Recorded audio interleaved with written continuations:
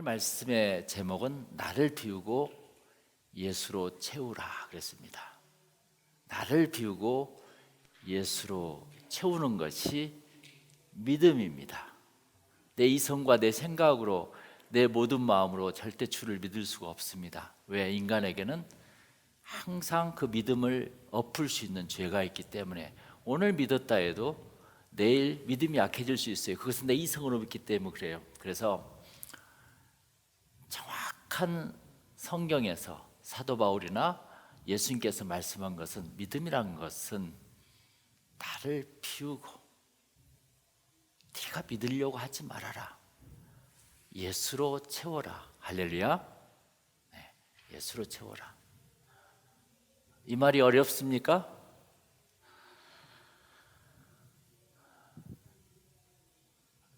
내가 3박 4일을 굶고 맛있는 곰탕으로 채워라.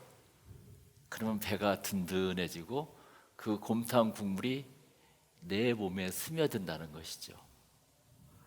나의 더러운 찌꺼기를 다 일주일 동안 비워버리고 아무것도 먹지 말고 그 후에 산삼과 녹용과 이런 것들과 좋은 밥과 이런 것들로 정말 잘 채워가면서 운동을 하면 내 몸이 건강해지지 않겠는가. 할렐루야. 내 마음에 찌꺼기가 무지 많아요. 의심도 많고 복잡한 문제도 많고 도대체 풀리지 않는 인생의 모든 길 속에서 그런 것을 내려놓고 예수로 채우면은 모든 것이 해결된다는 것입니다. 할렐루야. 그 예수가 누굽니까? 이 만물을 창조한 하나님이십니다. 할렐루야. 그분으로 내가 채우면은 내 인생이 축복을 받는다는 것이에요. 창세기 2장에 이런 말씀이 있어요. 하나님께서 우리를 만드실 때 흙으로 만드시고 그곳에 입김을 풀어넣어서 우리를 만들었다고, 인간이 되었다고 이야기합니다. 생명이 되었다고 이야기합니다. 그러니까 인간이란 것은 이 흙덩이에 하나님의 성령이 임했을 때 인간이라는 것이에요. 그런데 이 성령이 임하지 않고 잡다한 세상의 모든 지식과 걱정거리, 염려거리, 이 모든 경쟁사회 속에서 살아갈 수밖에 없는 이 모든 지식이 들어있기 때문에 인간은 힘들고 어렵다는 것입니다. 그걸 내려놓고 성령으로 채우라. 할렐루야. 그게 나를 비우고 예수로 채우라는 내용이에요.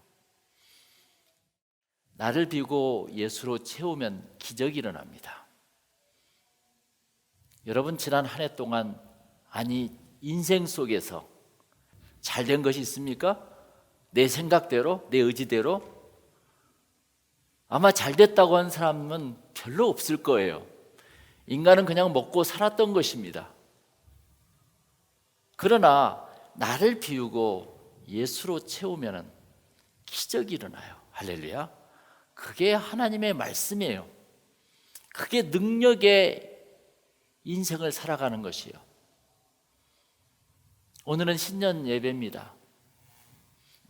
모든 인생은 하나님으로부터 시작됩니다. 모든 신앙은 예수님으로부터 시작됩니다. 올 한 해도 1월 1일부터 시작된 것이 아니라 내가 예배를 드리면서, 신년 예배를 드리면서 시작되는 것입니다. 할렐루야. 나로 시작된 것은 아무것도 없어요. 나는 오직 비우는 것, 나를 비우는 것. 그러나 모든 사람들은 나를 채우고 싶어 하는 거라. 채우려면 예수로 채우라 이것입니다. 오늘 본문에 베드로가 나와요. 베드로는 어부였어요. 어느 날 베드로와 친구들이 밤새 고기를 잡으러 나갔는데 잡지 못했어요. 그래서 5절에 보면은 선생님, 우리가 밤새도록 수고하였지만 아무것도 잡지 못했습니다. 이렇게 나옵니다. 아마 베드로는 며칠째 고기를 잡지 못했을 거예요. 오늘 저녁만 나왔다고 했지만은 거기에 며칠째 계속 불경기, 고기가 다 어디로 도망갔어요. 잡지 못했어요. 그런데 그는 절대 초보자가 아니었거든요. 어부로서의 베드로는 전문가였습니다. 그런다 해서 배가 나쁜 것도 아니고 그물도 아주 좋았습니다. 그러한 그가 밤새 고기를 한 마리도 잡지 못했다는 거예요. 인생을 살다 보면 이 베드로처럼 사업에 실패할 때가 있습니다. 인생이 힘들 때가 있습니다. 가정과 자녀들 문제에 최선으로 노력했지만 아무런 진전이 없을 때가 있습니다. 때로는 인생이 너무 힘들어서 포기하고 싶은 생각도 들 때가 있습니다. 그러나 그 실패가 없었다면 오늘 베드로는 예수님을 거들떠 보지도 않았을 것입니다. 실패는 인생에 참 중요한 것입니다. 어부 인생에 그토록 많은 고기를 잡아본 기적을 체험하지도 못했을 것입니다. 이민 사회를 살아온 우리들에게 이러한 기적이 필요합니다. 할렐루야. 기적은 나를 비우고 예수로 채울 때 반드시 일어납니다. 확신합니다. 여러분 6절 7절 보세요. 예수님께서 시킨 대로 했더니 다 같이 읽어보겠어요? 그대로 하니 고기를 그물이 찢어질 정도로 많이 잡게 되었습니다. 그래서 다른 배에 있는 동료들에게 손짓을 하여 도와달라고 하였습니다. 그들이 와서 고기를 2배 가득 채우니 배가 가라앉을 지경이었습니다. 할렐루야. 배가 가라앉을 지경이었어요. 얼마나 고기가 많았으면 베드로 인생에 이런 적이 한 번도 없었거든요. 이게 어떤 일입니까?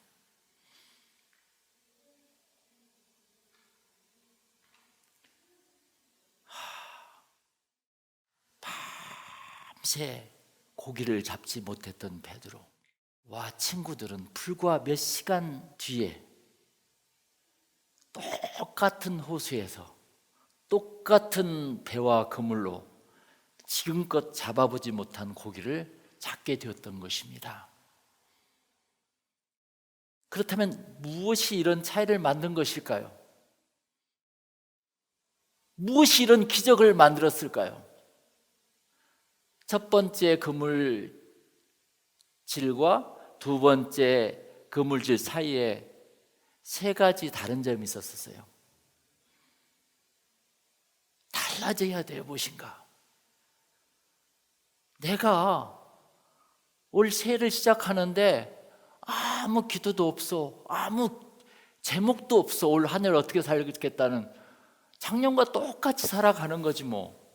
내년에도 똑같이 살아갈 거예요. 그렇게 살다가 그냥 죽고 싶습니까? 그런 사람 없을 거예요. 무엇인가 기적이 일어나길 바라요. 그러면 무엇인가 내 의식 속에서, 내 삶 속에서 뭔가 달라져야 돼요. 그것을 오늘 누가는 기록하고 있는 것입니다. 누가는 이 예수님과 베드로의 만남을 기록하면서 우리들에게 인생에서 실패했을 때 우리가 지켜야 할 3가지 원칙을 기록하고 있어요. 이것이 바로 나를 비우고 예수로 채우는 3가지 원칙입니다. 우리 첫 번째 원칙이 3절에 나와 있어요. 우리 다 같이 읽어볼까요? 예수님께서 그중 하나인 시몬의 배에 오르셨습니다. 시몬의 배에 오르셨어요. 배가 뭔가 달라졌어요. 처음에는 베드로의 야망과 욕망 속에 고기를 잡으러 갔었던 것이죠. 그러나 아무것도 잡지 못하고 왔을 때 그 텅 빈 배에 누가 오르셨다고요? 예수님이 오르셨다는 것입니다. 예수님이 함께 하시자 큰 변화가 일어났다는 것이에요. 두 번째 그물질에는 창조자 하나님이 그들과 함께 고기를 잡은 것이야. 할렐루야. 어떻게 내가 고기를 잡는데 이 세상 우주 만물을 만드신 창조자 하나님과 함께 고기를 잡을 수 있을까? 그게 오늘의 첫 번째 비결이에요.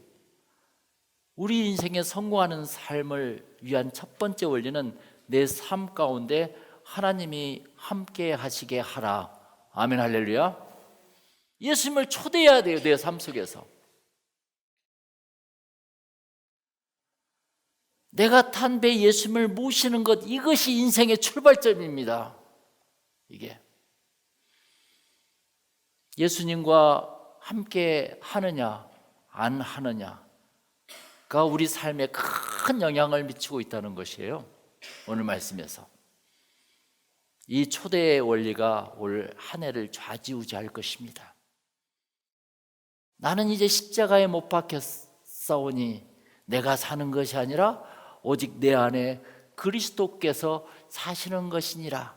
이게 바로 갈라디아서 2장 20절의 유명한 사도 바울의 믿음의 고백이었지 않습니까? 내 안에 그리스도가 사는 것, 그게 믿음의 고백이에요. 그 배가 우리들의 사업이라면, 나의 가정이라면 베드로가 예수님께 그 배를 사용하도록 내어드린 것은 중요한 의미입니다. 그 예수님은 베드로의 사업을, 그분의 사역을 위한 디딤돌로 사역하셨다는 것입니다. 그분은 우리들의 직업을 통해서 사람들에게 사역하시기를 원하십니다. 할렐루야. 예수님은 그 배를 타시고 거기서 사람에게 복음을 전하셨어요. 거기 보세요. 배에 앉으셔서 3절에 사람들을 가르치셨습니다. 예수님께서 시몬에게 배를 육지로부터 조금 떼어놓으라고 하셨어요. 그리고 배에 앉으셔서 사람들을 가르치셨습니다. 지금 어디서 가르치고 있죠? 바로 베드로의 삶의 현장, 직장, 사업장에서 복음이 전해지고 있는 것이라. 할렐루야. 나에게 예수가 있으면은 나도 직장에서 내가 이웃에게 복음이 전해질 수 있다는 것입니다. 그게 증거입니다, 한마디로. 그래서 하나님은 우리들의 사업과 직장을 축복하기를 원하세요. 예수로 채워진 나는 그곳에서 고기만을 잡는 것이 아니라 그 배에서 말씀을 전하고 계시다는 것입니다. 4절에 보면은 깊은 데로 가서 그물을 내려 고기를 잡으라 그래요. 베드로는 예수님이 지시한 대로 그물을 내렸어요? 안 내렸어요? 깊은 데로 가서 내렸어요. 예수님은 제자들에게 어디에서 언제 고기를 잡을지, 어떻게 고기를 잡을지를 설명하지 않았어요. 지시하지 않으셨어요.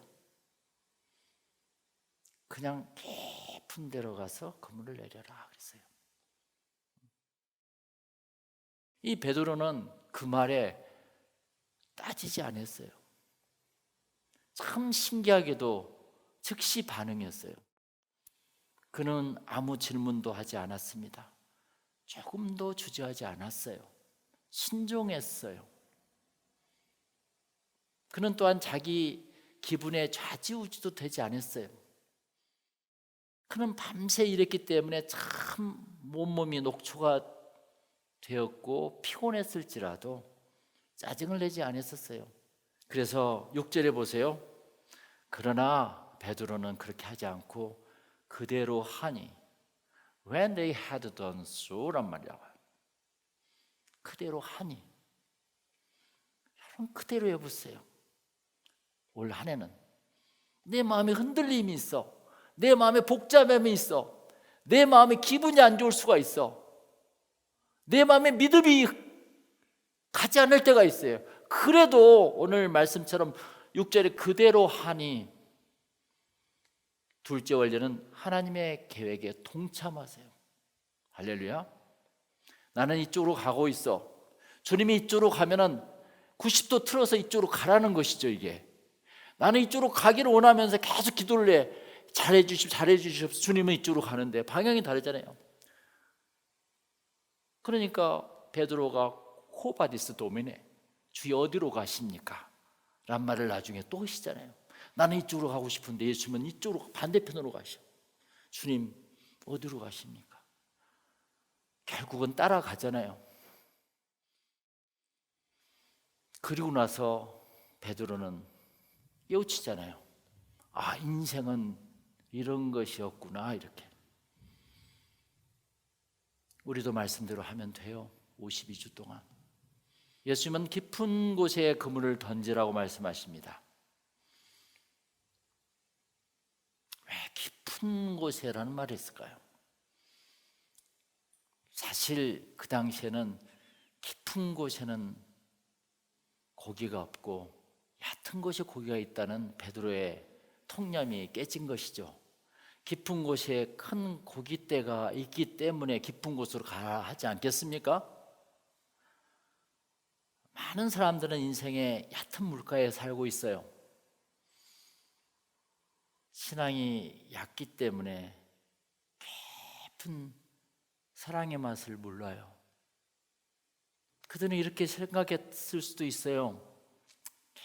깊은 물에 들어가면 파도가 일 거야. 파도는 내 배를 뒤집을지도 몰라. 안전하고 편안한 얕은 곳에서 고기를 잡아도 충분히 잡는데 왜 깊은 곳에 가는가?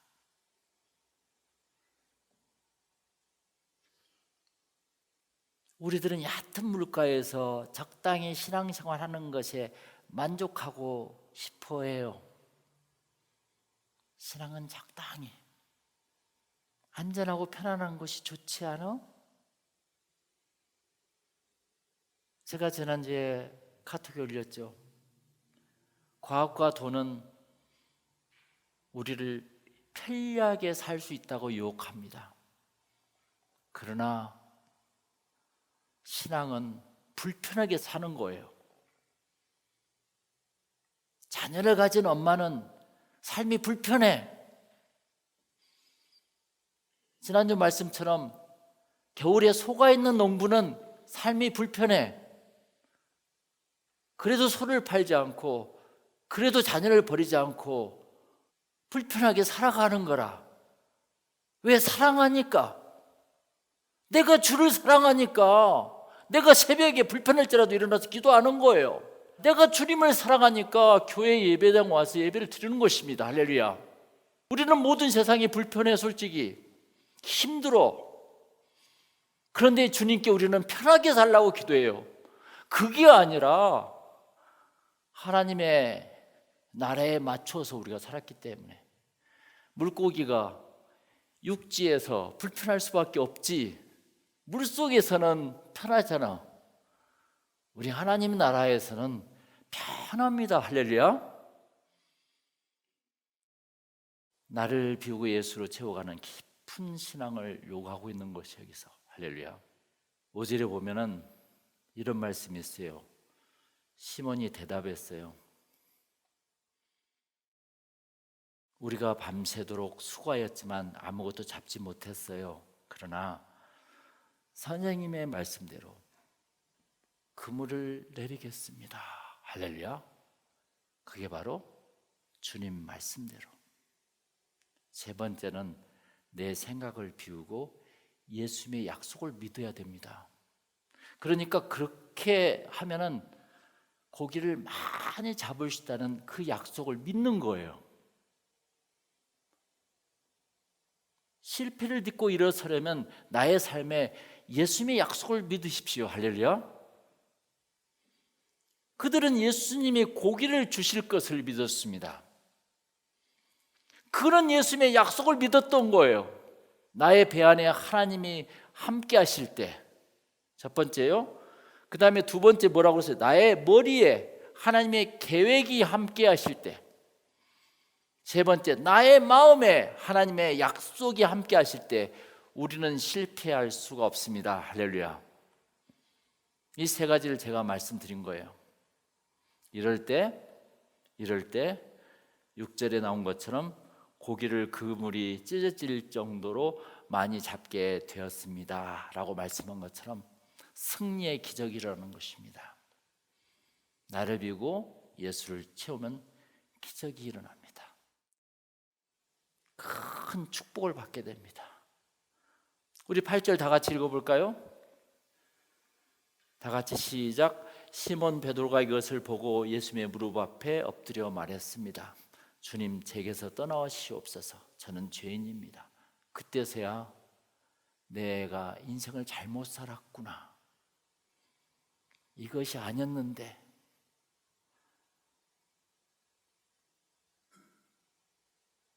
내가 수십 년의 인생을 잘못 살았구나. 그때 베드로 나이가 30밖에 더 됐겠었어요? 근데 턱 무릎을 꿇고 저는 죄인이로소이다 고백합니다. 베드로는 회개합니다. 인생의 전환점을 맞이합니다. 전환점, 터닝 포인트. 베드로처럼 마음을 비우고 예수로 채우면 나의 삶에 기적이 일어나요. 할렐루야. 삶이 투명해집니다. 삶이 밝아지고 맑아져요. 사랑스러워져요. 모든 것들이. 이것이 성령의 역사지 않겠습니까? 예수님은 두려워하는 베드로에게 말씀하십니다. 10절 다 같이. 세베대의 아들이면서 시몬의 동료인 야고보와 요한도 놀랐습니다. 예수님께서 시몬에게 말씀하셨습니다. 두려워하지 마라. 이제부터는 너는 사람을 낚을 것이니라. 이제부터 너는 사람을 낚을 것이니라. 할렐루야, 아멘. 예수님께서 직접 자신의 배에서 어떻게 하나님의 일을 한 것을 보여주셨습니다. 인생의 전환점을 내가 맞이해야 돼요. 예수는 항상 우리 대문 밖에서 기다리고 계세요. 들어오시게 하면 돼요. 실패를 성공으로 바꾸는 세 가지를 깨닫고 그리스도와 다시 우리 시작해보자는 것이죠. 우리 마지막으로 5절 한번 이야기해 볼까요? 우리 5절 한번 크게 읽겠습니다. 시몬이 대답하였습니다. 선생님, 우리가 밤새도록 수고하였지만 아무것도 잡지 못했습니다. 그러나 선생님의 말씀대로 그물을 내리겠습니다. 할렐루야. 우리가 밤새도록 수고하였지만 아무것도 잡지 못했습니다. 이게 베드로의 고백일까요? 누가복음서의 저자 누가는 이 말씀을 적으면서 우리 모든 인류의 인생들을 이렇게 써놨을 것이에요. 우리가 어제 밤새 일했지만은, 그동안 인생을 다 살았지만은, 엄청난 수십 년 동안 일을 했지만 그물이 텅 비어 있습니다. 할렐루야. 이 말이 나의 결혼 생활, 직장 생활, 황혼 생활, 이민 생활의 인간관계의 문제를 보여주고 있다는 것입니다. 밤새도록 수고했는데 잡는 게 별로 없어. 인생을 다 살아왔지만 남는 게 별로 없네. 내가 그동안 뭐 했지? 텅 비어있는 내 삶 속에서 예수로 채워보자고요. 할렐루야.